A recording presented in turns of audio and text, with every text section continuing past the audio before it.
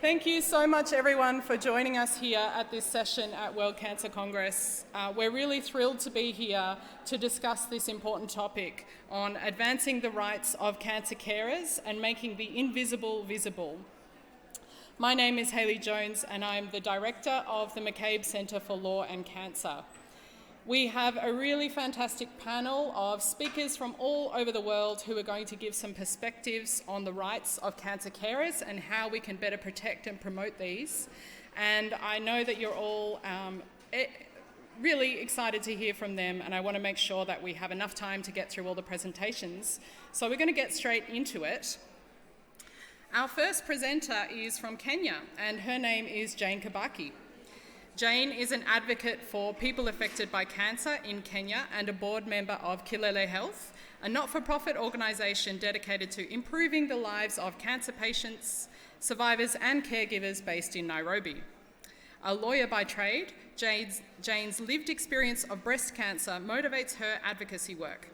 We are really proud to call Jane an alumna of the McCabe Centre's International Legal Training Program and the UICC Master Course on Engaging with Law and Policy for Cancer Prevention and Control. And Jane is going to give us a perspective today on unpaid cancer care, a Kenyan perspective, hidden heroes, recognising and transforming caregiving. So I'll invite Jane up to the stage. If you could please give her a round of applause.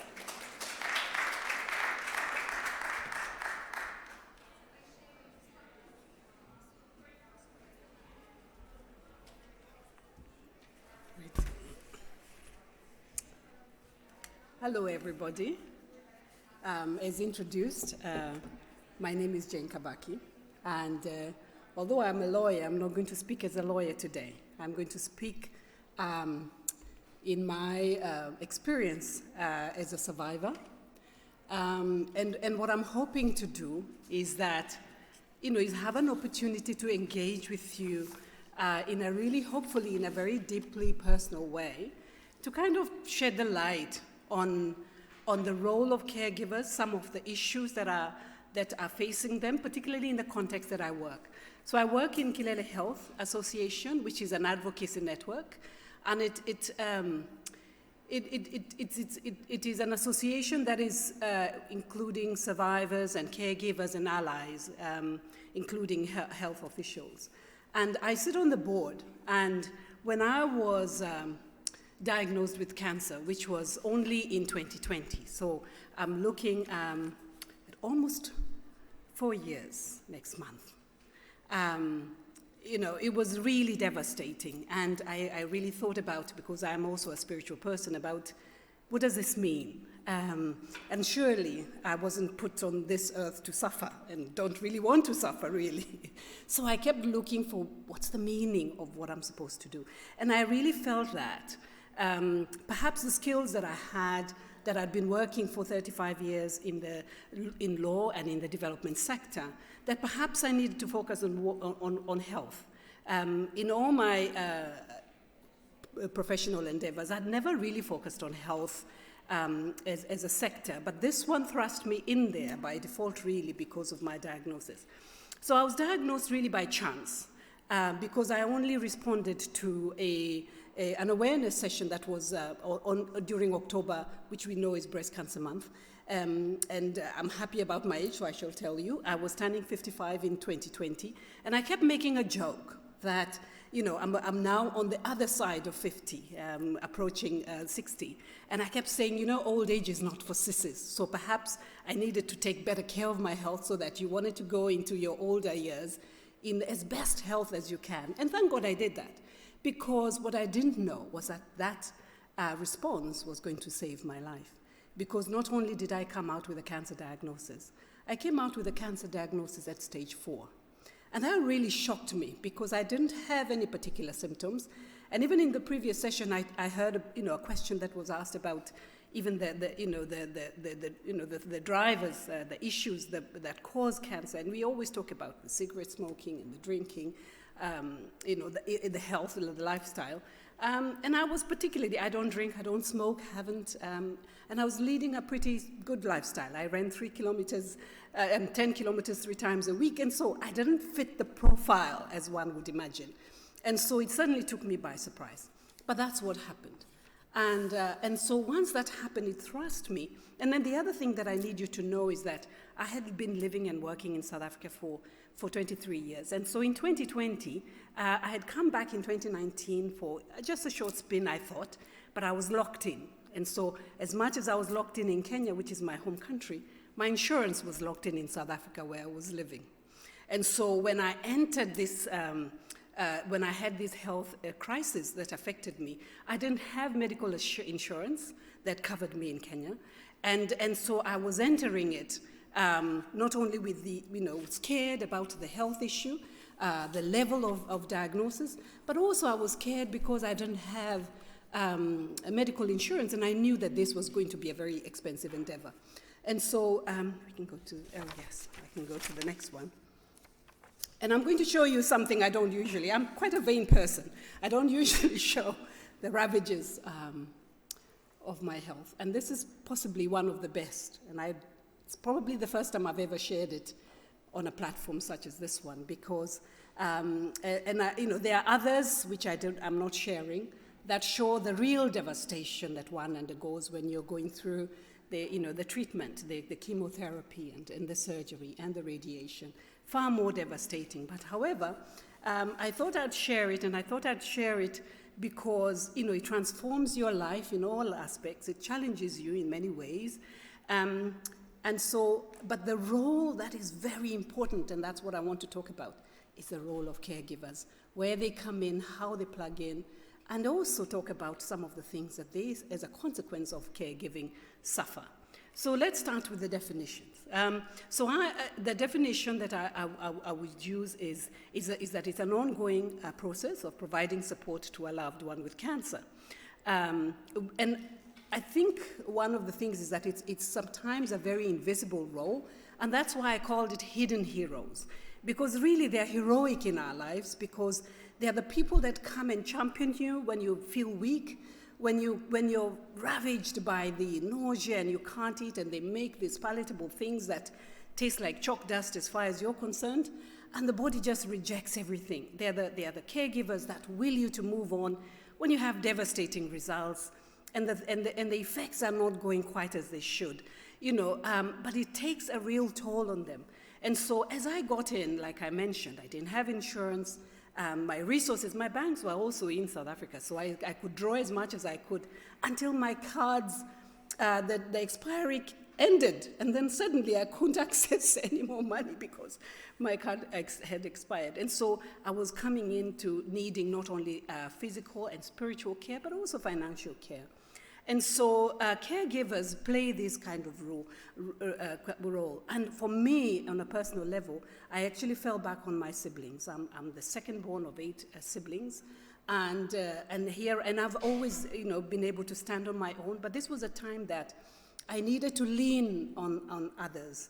And that's what they provided. They provided the support for me to be able to have resources when I didn't have them or when they ran out. And I must say that they actually put together a WhatsApp group which excluded me so that I didn't have to see that that's what they were doing. So that's really important to know that that's what they do.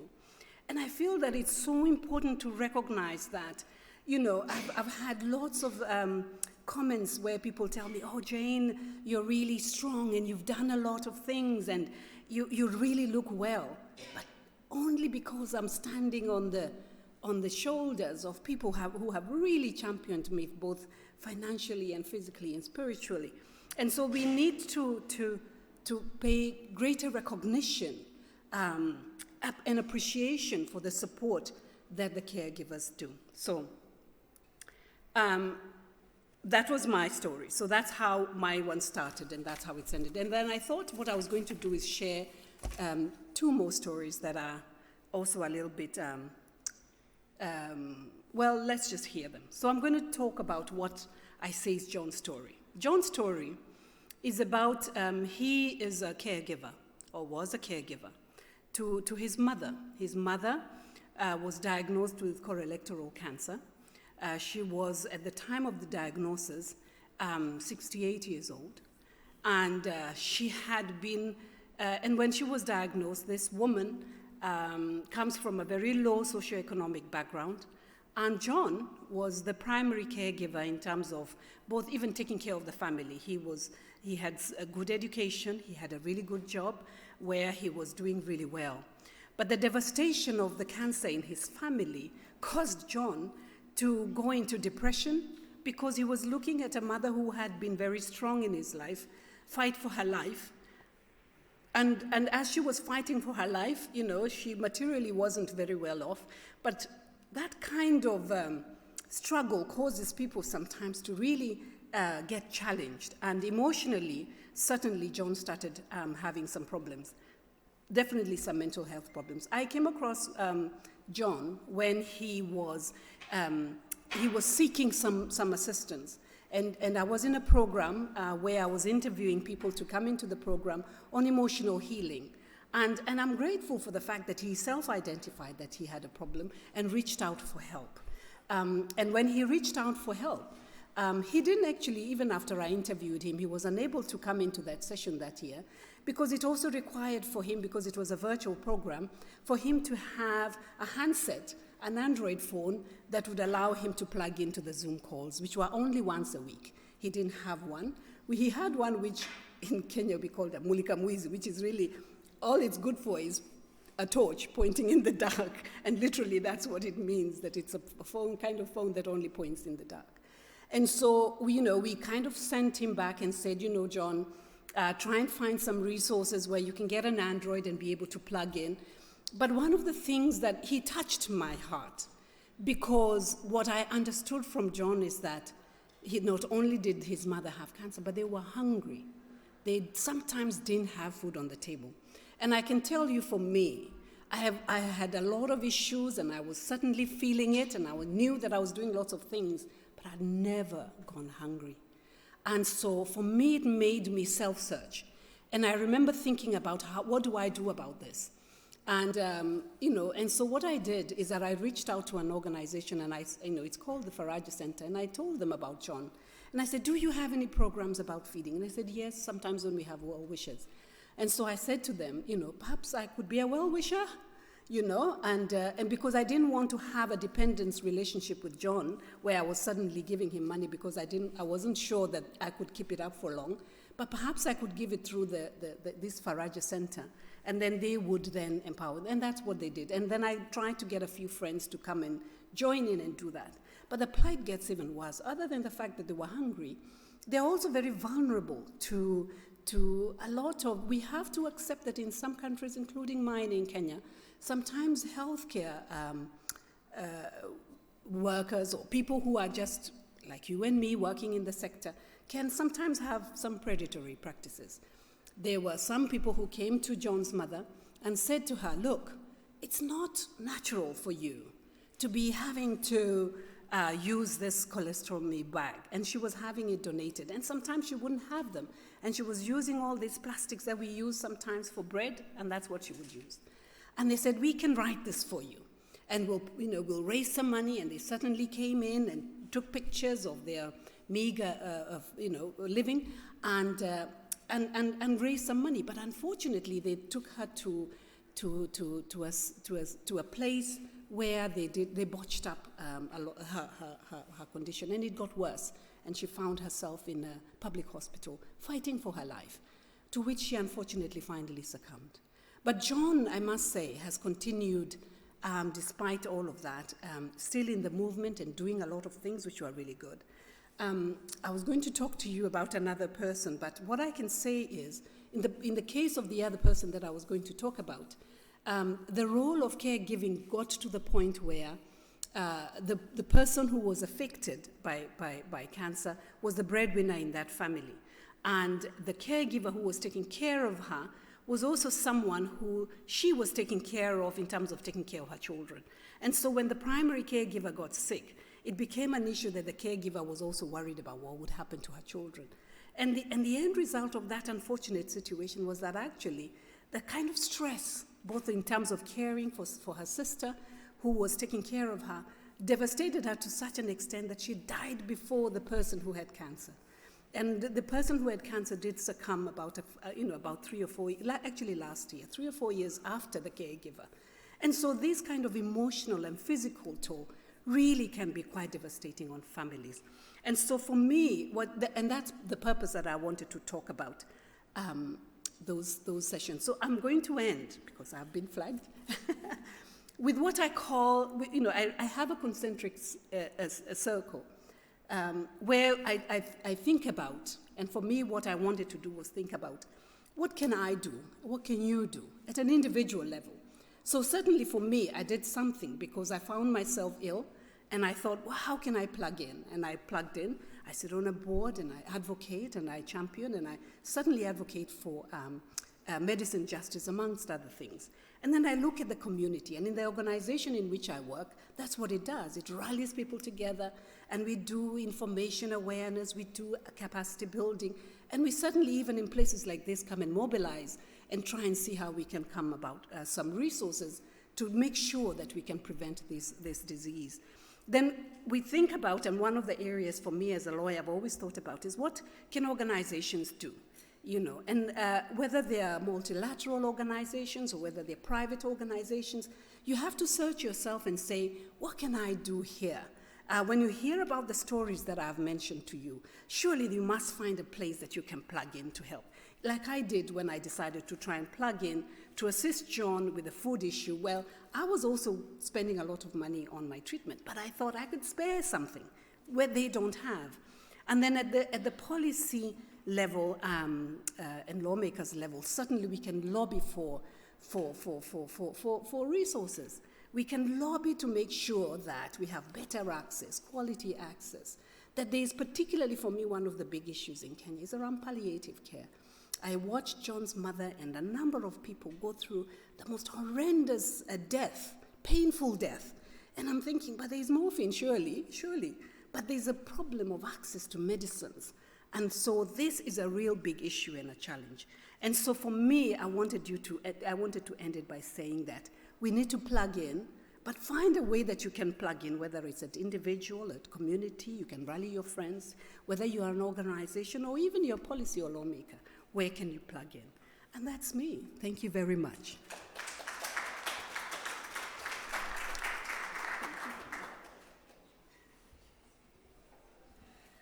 Thank you so much, Jane. It's so brave to share those stories, and we think you look beautiful now, and we think you look beautiful then. And it's very brave of you to share this with us, and we're very grateful to hear from you. And hopefully we'll come back to you with some Q&A with all of the panelists at the end of the session.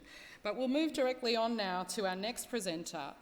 Our next speaker is from the USA, and we have Gavin Allman, who is a public health research analyst in RTI's International Centre for Global Non-Communicable Diseases, where he analyses the economic and social burden of diseases, including cancer. Gavin authored the Economic Evaluation of Caregiving for Cancer, featured in the Lancet Commission for Women, Power and Cancer. And he also assessed the caregiving burden for ovarian cancer in 11 countries. He holds a Master of Public Policy and has worked on community health projects in many places, including Nicaragua and South Africa. Please join me on the stage, Gavin.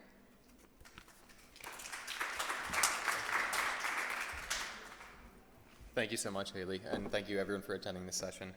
So today I'm going to talk a little bit about the economics of unpaid care for cancer, particularly sort of how we can speak the language of economists and policymakers in order to increase the visibility of unpaid caregiving and the policy recognition of those individuals who are providing this sort of unpaid care.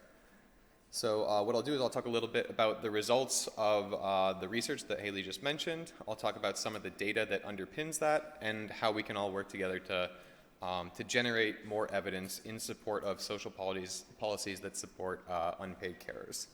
So we know that about 20 million people globally each year receive a new cancer diagnosis, but how many of these individuals are being supported by friends, family, and loved ones, providing those critical services to help them navigate through their experience? The answer is a little bit harder to discern than we would like, and that's largely coming down to this evidence gap around unpaid caregiving. There's not as much intentional or purposeful sort of quantitative research on the area as we would like. And what we can do is we can all play a part to help generate this evidence for unpaid carers. So anyway, Time is money. This is sort of at the heart of my research, and it's at the heart of my pitch today. What we can all do in our positions with various cancer organizations, advocacy organizations, is we can intentionally record and report the stories of unpaid carers as it relates specifically to the time that they spend providing care for their loved ones with cancer. So there's two main ways that this can happen. We can very intentionally do a custom survey of cancer carers, or questions around caregiving can be included in sort of national household surveys. Really the issue here is that we need to consider unpaid caregiving in the same way that other forms of labor in the healthcare sector are considered. The problem being that unpaid caregiving does not sort of generate these systematic figures that are associated with monetary transactions that are provided in other forms of labor within the health sector. And so what does time use for unpaid caregivers look like? Well, I'd like to share a little bit of information on that. This is a visualization of the results of a meta-analysis that I conducted last year with some of my colleagues at RTI International, and we're seeing the hours per week of unpaid care for cancer by treatment phase. This is a meta-analysis of 21 studies globally in a number of countries, and what we're seeing in these results is that unpaid care for cancer in the pre-treatment and diagnosis phase, on average, carers are spending 7 hours a week with their loved ones, taking them to appointments, providing other sorts of services. This escalates during the active treatment phase up to 39 hours a week, almost a full-time job in terms of the time use of the unpaid carers. It lowers a little bit to 17 hours a week on average again in the maintenance and monitoring phase. And then if palliative care is unfortunately deemed necessary, the intensity of caregiving tends to skyrocket to 70 hours a week on average, although in many cases this is more. So this is kind of the first key data point that we need in order to generate economic estimates of the value of unpaid care. We need to estimate the time that carers are spending on a daily, on a weekly basis, providing these necessary services for their loved ones. The second piece of data that we need is an estimate of the number of caregivers, and even this is not as widely available as we would hope. So here's an example of a study that did sort of illuminate this area. What's really the best way to consider the number of caregivers is to consider the ratio of carers to people diagnosed with cancer. And so that's what was done by this. This is the Every Woman study by the World Ovarian Cancer Coalition, which surveyed cancer survivors, people living with cancer, and cancer caregivers in 11 countries: Kenya, Malawi, Nigeria, Malaysia, Indonesia, Canada, Kazakhstan, Colombia, USA, Australia, and Great Britain. And what they found is that in every single one of these cases, the majority of people living with cancer had received some sort of unpaid support from their family, loved ones, and other associates. This is generally ranging on the lower end, 55% in Great Britain, 56% in Australia, and 64% in the US. It's generally lower in high-income countries and a little bit higher in low and middle-income countries. You will notice that the three on the left, all three of the African countries in this sample tended to report very, very high, close to 100% rates of unpaid caregiving for cancer. And that sort of highlights that there is a cultural dimension to unpaid care, which really merits further research, further qualitative exploration. So what we can do, once we have an estimate of the number of unpaid caregivers and the time that they're providing, providing these critical, valuable, necessary, and skilled services to people living with cancer, what we can do is we can apply an estimate of the value of that time. And so in this case, what we've done is we've taken every one of the 11 countries that was featured in the Every Woman study, and on our estimates of the time use of caregivers, we've applied a base rate of the national minimum wage in each one of these countries. Now, I won't dwell too long on this slide because you'll notice that it's a little bit dominated by the size of the country and sort of the strength of that economy. But really, this is just to highlight that the burden placed on caregivers and the economic contributions that they're creating are significant, and they're really too significant to be ignored by policy conversations, especially when we're talking about, catastrophic household expenditures of cancer. It's important not just to focus on the direct costs, but also to focus on, the labor that's being provided by loved ones, including friends and family. So taking one step back to look at the sort of economic methods, what you just saw was an example of proxy good valuation, and so that's where you take an established hourly rate and apply that to each hour of unpaid care. That last example, we did use the minimum wage in each country, which is actually a very, very conservative estimate. You could go higher, you could use the median wage, or you could even use the wages of professional carers and professional home health aides, which you'll see in the next example. The other method that I want to discuss is opportunity cost. And so this, instead of applying kind of a blanket rate across all hours, this looks at the individual circumstances of each carer, particularly their economic opportunities or their earning potential. And so those are the two methods that were used in the Lancet Commission on Women, Power, and Cancer to generate these findings. So this was a five-country study, of Colombia, Ghana, India, Mexico, and South Africa, using secondary analysis of surveys of caregivers to generate these estimates using the opportunity cost and proxy good methods that I just mentioned. Once more, you can see that this graph is a little bit dominated by the size of each country, but again, the absolute values are really useful in kind of demonstrating the enormity of this phenomena. Seeing that the value of this labor generates tens of millions, hundreds of millions, even billions of dollars, as in the case of India. But because this is so skewed by the size of the country, what I do want to do is sort of level the playing field here and show these same values as a share of the national current health expenditure in each economy. And so what that is, it's really just the economy, the portion of the economy that's dedicated to healthcare, to health services and associated goods. And when we look at those values, those contributions by unpaid carers in terms of their respective current health expenditure, we find that once more it's striking how significant these contributions are. In the case of proxy good measurement, we're ranging from 2% in Mexico to around 2.5% of national current health expenditure in Colombia and in South Africa, and then upwards of 3% and even 3 2/3% in Ghana and India. In this graph, you can also see that the opportunity cost of unpaid care, that's the metric that is really relative to the earning potential of carers based on their employment history, based on their education.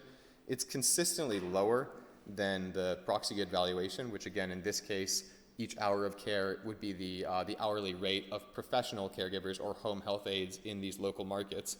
What we're seeing is that the opportunity cost is significantly lower, and this is sort of a reminder of the inequities of unpaid care for cancer, that this mantle of unpaid care is often taken up by those with the lowest earning potential in a household in order to make things work economically within that family's budget. But then at the same time, as a result of this economic sacrifice that caregivers are making, they're foregoing other opportunities to further their education, to further their careers, to build other valuable skills that are going to generate a feedback loop in which their future economic opportunities become more limited, especially during prolonged durations of cancer care. And so that's really what I wanted to leave you with, just a couple key quantitative insights, illustrating how significant the value of unpaid care for cancer is, and how under-recognized it is as well, and the fact that it compounds other forms of economic marginalization.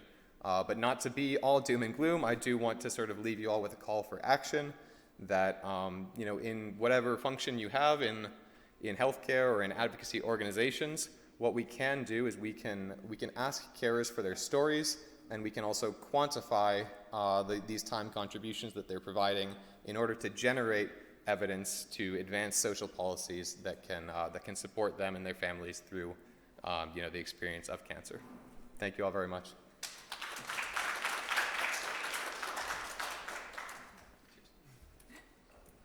Thank you so much, Gavin. So as you'll see, we're taking you on a bit of a journey here. We've taken you through a personal experience of cancer and caregiving. We've now had some economic insights. And now we're going to go through some legal insights. And we're going to be joined by Tarishi Desai, my wonderful colleague, who is an Australian-trained lawyer with expertise in health and human rights. Tarishi is Manager of Treatment and Supportive Care at the McCabe Centre for Law and Cancer, based in Melbourne, Australia, where she leads the centre's work on effective use of law to better support people affected by cancer. Tarishi brings her experience as a former solicitor, medical researcher, and lived experience as a cancer carer to her work. Please join me in welcoming to the stage Tarishi Desai.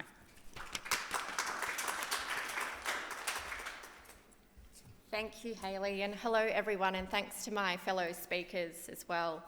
So, as Hayley said, using the law to make visible and respond to the needs of and rights of cancer carers, which for too long has gone unseen, is the focus of my presentation. And given the prevalence of cancer, most of us are likely to know someone who's been diagnosed with it, which means most of us are probably know someone who has or who will be a carer. And so I thought if you'd permit me, I'd just do a quick poll of the room to see how many of us have caring responsibilities of any kind.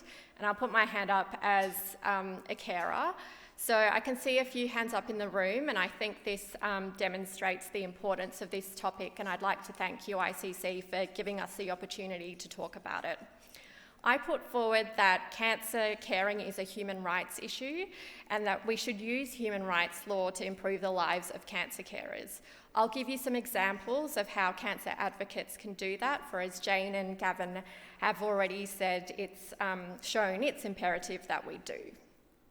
So just a very quick recap, as Jane and Gavin have already spoken about, unpaid cancer carers provide a whole range of support, and this can be over days, months or years, given the chronic and complex nature of the disease. And while caring for a loved one with cancer can be rewarding, it can also be really hard. Though many unpaid carers don't actually identify as carers, but as someone simply helping someone in need, and many may feel that caring is just part of their family or kinship relationships and a duty. Regardless of that, as the UN High Commissioner for Human Rights states, care and support should not merely be seen as an act of charity. It's a matter of human rights. So what are human rights? Human rights are entitlements and protections that we all have by virtue of being human, and they range from the most fundamental, such as the right to life, to those that make life worth living, like access to healthcare, food, education, and an adequate standard of living. And they reflect the values of equality, fairness, dignity, and respect. Both those providing and receiving care have rights. Cancer caring engages many human rights, which are interdependent and indivisible, so you can't fully enjoy some rights without others.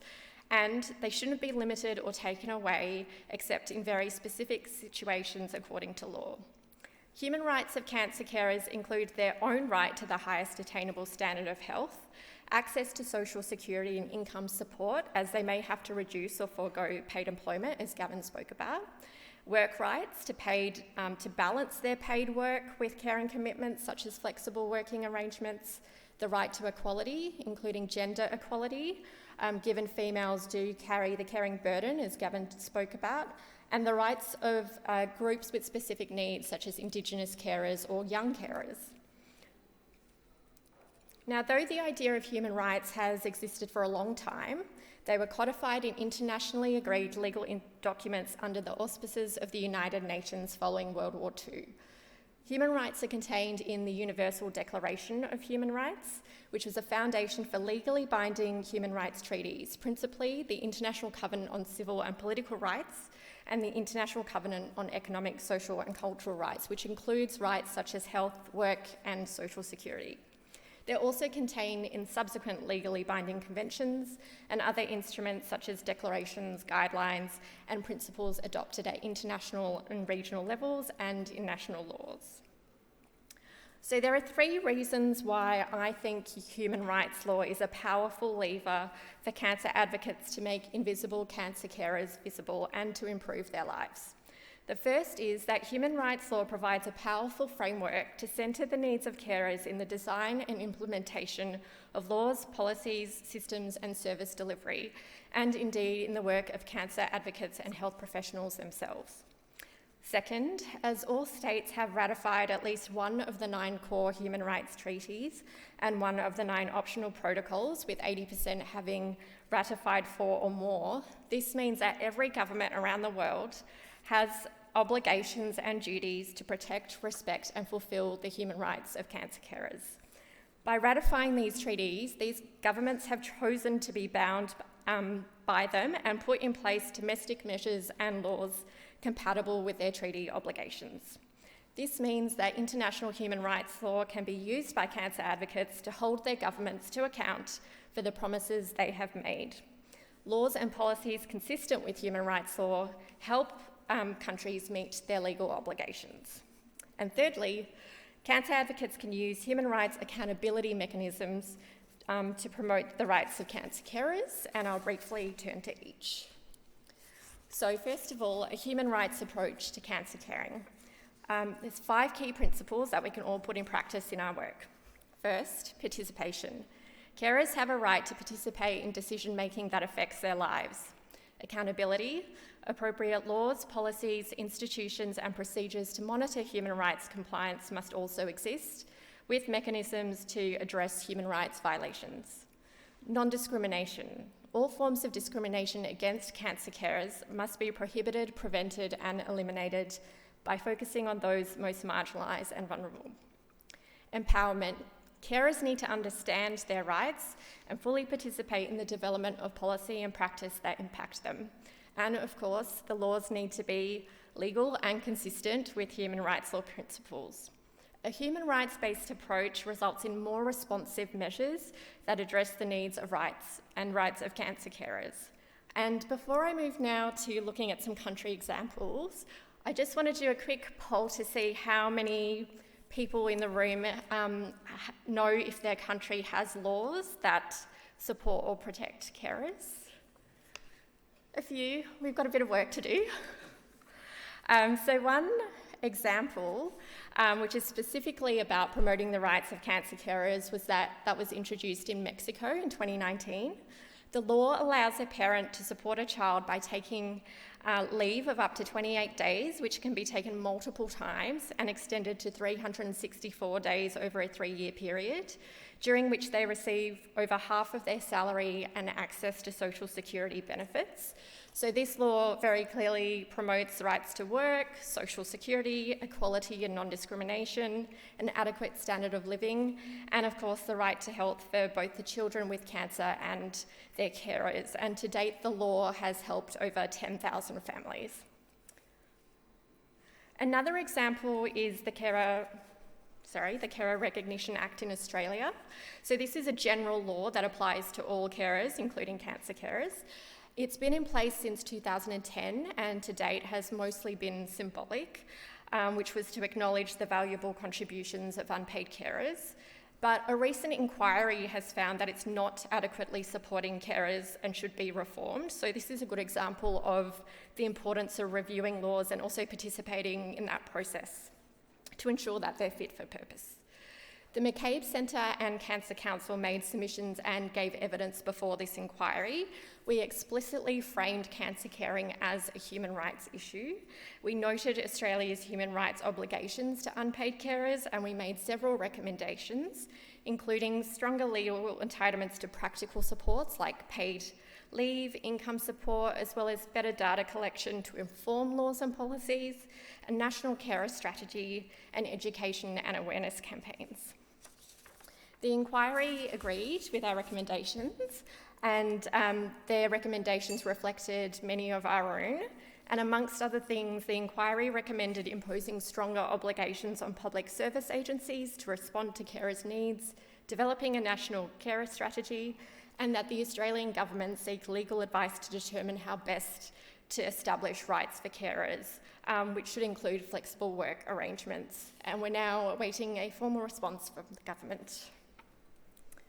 As I mentioned, there are also human rights enforcement mechanisms available that cancer advocates can participate in. This includes UN mechanisms such as shadow reporting, where civil society provides information about how well their governments are meeting their human rights obligations. This is important because that then informs UN recommendations to the countries. There's also UN human rights treaty bodies. They conduct investigations, and individuals can also make complaints to these bodies. Court and tribunal cases at the international, regional and domestic levels also enforce human rights. And an interesting case study, which is not cancer specific, but I think is a good illustration of what's possible, is a 2022 complaint brought by a carer under the Convention on the Rights of Persons with a Disability. The UN committee hearing this complaint found that the lack of financial and social support given to both the carer and her families that she was caring for was a violation of their rights to an adequate standard of living, to their right to a family life, and to live independently. And the committee urged Italy to provide compensation and take measures to give family the support that they needed. So to conclude, unpaid cancer caring is a human rights issue, and we should use human rights law to improve cancer carers' lives. And it's really time for us to more effectively use the law to make the unseen seen. So thank you very much. And before I hand it over back to Hayley, please take a moment to take a photo of some resources that the speakers have put together on this issue. Thanks. Thank you so much, Tarishi. We might leave those resources up for now because I think our next speaker doesn't have slides. She's got a force of personality instead. So I'd like to welcome to the stage our final speaker, Carmen Oster, a very good friend of ours and a leading cancer advocate from the Philippines. She's the founder and CEO of Cancer Warriors Foundation. And I might leave Carmen to explain more about her work because she'll do it much better than I will. Welcome, Carmen.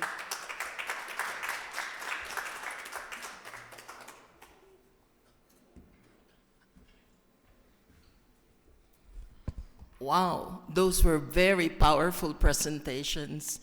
And from those, we have seen the carer's right from different perspectives, starting off with the social and emotional toll and impact, moving on to, it made my year, by the way, that we now have computations in terms of the work that is being done by carers. So thank you very much for that study. And I'm sure with the others as well, that again is an impetus for us to be able to do more for carers. And then from there, moving on to the legal and regulatory environment. And these are definitely messages that we can take to as well. So I was wondering, is there a need for me to speak at all? Because it's like this is the whole continuum already. What do I have to add? And I guess what I have to add is how we can use all of this knowledge and information from these various perspectives into being able to design and shape an actual law, or it could also be an issuance from among your ministries of health or other ministries in your country.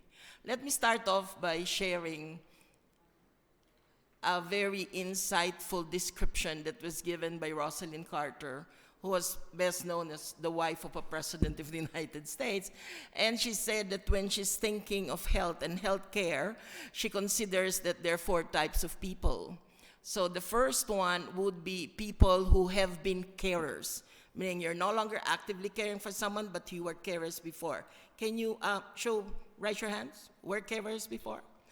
And then the second type are people who still are carers right now. The third type would be people who will be carers, either caring for a parent, a loved one, or so on. And the last one that I love so much is eventually we will need carers ourselves. So that is how much and how significant the issue of carers' rights and making the invisible visible is. In my own journey, and that's the reason why a discussion of the recognition of the rights of young carers is so important to me, because I was a young carer when I was in my teens, when I had to care for an elderly aunt who was single and had some mental health challenges. And then from there, I became a carer for my son, who had a unique type of brain cancer that needed to travel to various countries to be able to find. The good news is he is a survivor. And as I was looking at the chart, I was saying, yeah, that's true. When they're newly diagnosed, it's like I was an international consultant. I had to give up everything that I was doing and be really there. And then in maintenance, and of course, when you had a girlfriend and eventually a wife, then I sort of now receded and needed to do less work. But even then, there was still a lot of changes, like I could no longer take on long-term consultancy engagements. I could only go weeks at a time because you never know when something may happen. And this is true as well for other carers. What I would like to show is how, if we provide the necessary support and assistance to carers, then the issues and challenges that they face is something that they can cope with. I start off with the story of a mother. And this story actually was confirmed when we ran a focus group discussion for primary carers of children and adolescents with cancer. In that FGD, we found out that the moms who were the primary carers, if in the beginning of their child's journey and fight against cancer, they did not have any form of non-communicable disease, by the time that their children were on maintenance phase, and even if they had survived, the patient was no longer just the child, the patient was the mother or the primary carer as well. For those mothers or primary carers, because it could be an aunt, it could be a young sibling, or it could even be dads. In some countries like Vietnam, for example, the dads take a more primary role than the moms. What happens is if they started off with a chronic condition or some form of NCDs, in the middle of the journey, these NCDs or chronic diseases worsen. And so again, the patient is no longer just the child. And those who started off with just one chronic disease or autoimmune disorder, by the middle of the treatment and towards the end, and I guess that's my story, it has become a complex series of autoimmune disorders or chronic diseases. So given that story, Alice, who is the mom, went into depression because she needed care, but they didn't have enough funds anymore. She didn't want to reduce the funds that was going to her son. And came the point when she was thinking of suicide and was sharing about, maybe I should no longer be here. My son has survived cancer. I think I have done something good for his future. I can graduate from this life. And then at that time, we discovered that in our country, there was this insurance, not as expensive, but it's like it allows you to go into X number of diagnostic tests throughout the year for free, for just about $150. So we decided to get her that insurance card. And then in a matter of months, she was like, yay, I feel good. The doctor has seen everything that can be seen.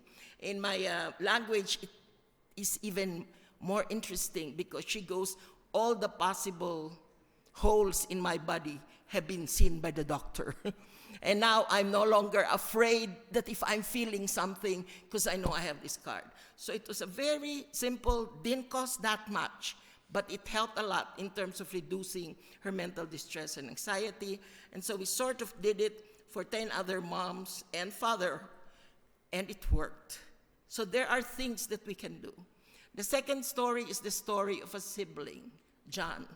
He was actually a young carer. He was 12 years old when his younger brother, who was 5 years old, was diagnosed with cancer.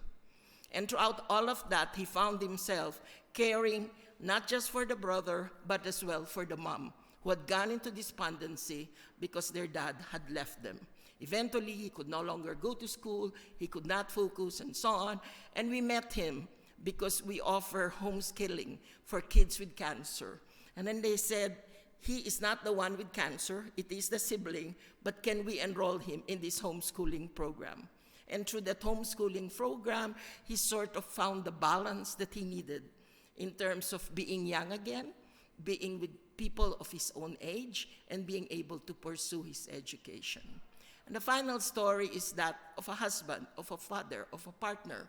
We often think that the emotional toll is strongest in women, but we find actually that it can be just as strong or even more intense with men, especially men that are not used to sharing their feelings. So this was a husband who had to take numerous leaves, finally lost his job, By the time that the wife had gotten better, he didn't even have the money. You know, in the Philippines, 12 million of our people work abroad, and we call them overseas Filipino workers. He didn't even have the money to be able to apply for a job. And so again, he fell into despondency until when we heard about this, there is assistance for social enterprise. And when he finally got the assistance, it's like he found his groove. He found his purpose. He felt that, yes, he had done his role in terms of when his wife was going through the journey of cancer, but at the same time, now the family would be more stable in the face of future challenges. So these were some of the stories, and of course, the assistance as well of our friends from McCabe, who helped by doing a benchmarking of various countries and what were the care provisions that are there right now for carers. And from that, we decided that we were the ones that spearheaded the passage of the cancer law in the Philippines. But the cancer law is focused on the patients. This law that we would like to be able to design, and we have actually gotten legislative champions already willing to work on it with us, is something that will respond to the issues and challenges faced by carers, enable them to be more resilient and to live meaningful and productive lives, as well as protect their own health and well-being. And essentially, the areas of focus is found in the word care. So C is in terms of creating mechanisms to reduce financial toxicity. In countries like ours and other low-middle income countries, it's no longer just catastrophic cost, it's financial toxicity, because it's not just the pocket that gets burnt, but it's also the emotional toll and the anxieties that come with not having enough funds. So some of the things that will be there, which I share for some of you, is the issuance of a carer's card. We have what is, and then inclusion in government programs for support. A would be to activate enablers for designing and sustaining supportive and caring workplace environment. This would be in the context of additional leave days, eligibility for flexi time, safeguards against stigma discrimination, psychosocial support and related interventions. R is to reduce emotional distress and anxieties. And finally, enabling mechanisms for resiliency and future readiness. So this would be in the context of educational scholarships, capacity building programs, and the like. So yes, we would like for carers' rights, carers' concerns, to no longer just be on the sidelines of things that we talk about when we talk of cancer care. Yesterday in the WHO meeting on persons with lived experiences, we also recommended that the WHO definition now include carers, family members, even sometimes neighbors and friends that provide free support and care for those going through cancer. And we hope that your attendance in this session is an indicator that you're willing to work with us in your country, so that we can amplify the voices of carers, recognize that, like we were discussing in gender, women's work was undervalued, not recognized. In cancer care, it's the carers who's not being recognized. So when we say no one should be left behind, it should not just be the patients, it should be the carers. Thank you for being here with us.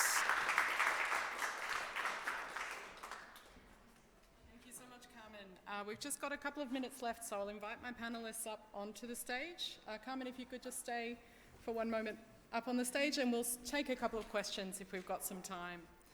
So if there are any questions from the audience, feel free to raise your hands. We've had very limited time to go into this really important topic. I can see one question over here. Please go ahead.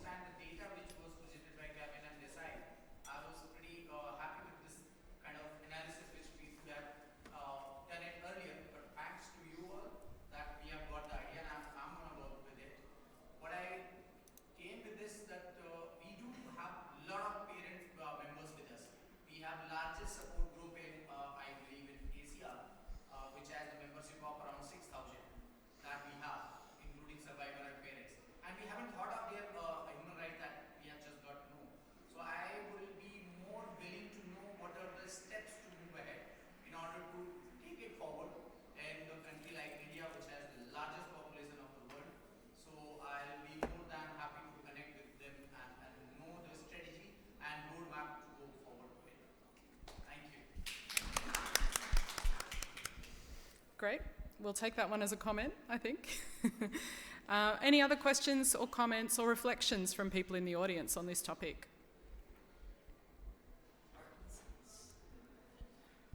Yeah, please go ahead. It's not a question, but a shout out for the first presenter, Miss Jane. I'm a survivor, thank God, and I'm so happy for you. What you mentioned, just a couple of words. The caregiver gets taken before the patient. That was a huge learning for me today. And every week for the last 8 years, I've been part of a support group, conducting meetings regularly. We have anywhere between 10 to 20 members. And I feel what you mentioned, but it came as a punch. Thank you. And it will be a bonus if you add a few words, but I just want to acknowledge. Thank you.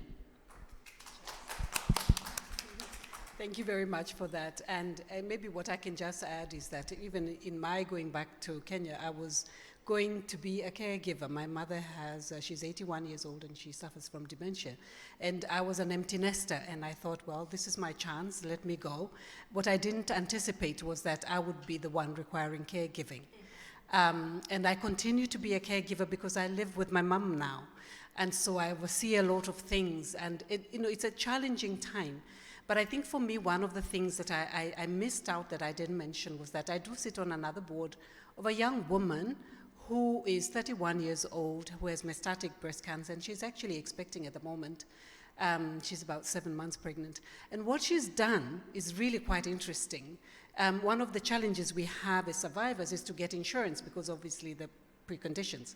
And, and also the disease causes also all sorts of other effects. So for example, I ended up with chemical diabetes. I'm starting to have to use external insulin, high cholesterol, but these are all a result of the medication.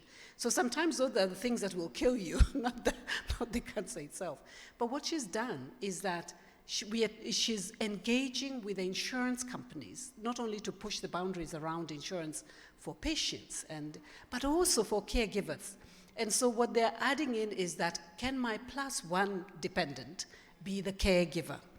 And I thought that was really innovative because I think it's such an important thing because then it assists you, because, we talked about the mental health of caregivers, even the psychosocial support that they require, but even the health issues that manifest themselves because of their caregiving work.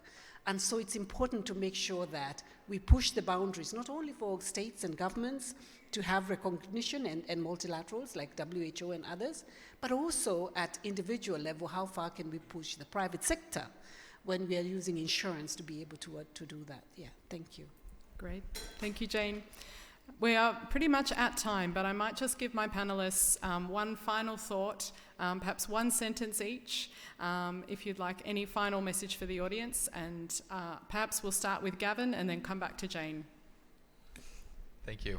I think I really want to thank my fellow panelists. It was incredible to hear your stories and just mention that to your point about the road forward, I think we can all play a part, but it's really important that particularly as it relates to sort of the information that I presented, that it's important that we couple these powerful stories that we're already broadcasting through our advocacy channels with just a little bit of quantitative data. They're both necessary. The stories are heart-wrenching, they're powerful, but when it comes to building budgets and stacking, apples to apples, comparing cancer caregiver support to other budget priorities, that's where the numbers really come in. But that's not to say that the qualitative and other components of advocacy are to be overlooked. Thank you. Great. Thank you, Gavin. Tarishi. Thank you. Just going off what Gavin has said there, reach out to other experts like economists and lawyers, and make sure you speak to people with lived experience, obviously, and use the law where you can, leverage it to where you can for your own advocacy so we can have some hard rights that people can then enforce. That's my message. I'll hand it over to Carmen. Carers are essential to better health outcomes and increased and improved survivorship. So as patient advocates like myself and doctors and physicians and healthcare workers, whenever we have conversations about better access, increased survivorship, let us make sure that we include in the conversation how can we care better for our carers. How do you support the carers? Because if the carers are not there, then our patients will have additional gaps in terms of health care. So I hope that each one of you that has been here, they say one person is equivalent to 100, so we have 2,500 people that will be speaking about carers' rights. Thank you, Carmen. And Jane, over to you for the final word. Thank you. I think I've said quite a bit, but I think for me the last plug-in would be, again, a call to action. What can we do? You know, I'm definitely an embodiment of how carers can support your life and just champion you both emotionally, physically, you know, in just to do better and to remind you, because what cancer does is that it silences you. I mean, here I was an advocate, but I can promise you it was challenging for me to advocate for my rights at that time. So having caregivers who can step in and help you is so important, but it takes a huge toll on them. And so to the extent that they are supported, the better the outcome is. And so that for me is key. Thank you very much. Fantastic. Please join me in thanking my wonderful panel. Thank you for being here today, and please enjoy the rest of the Congress. Thank you, everybody.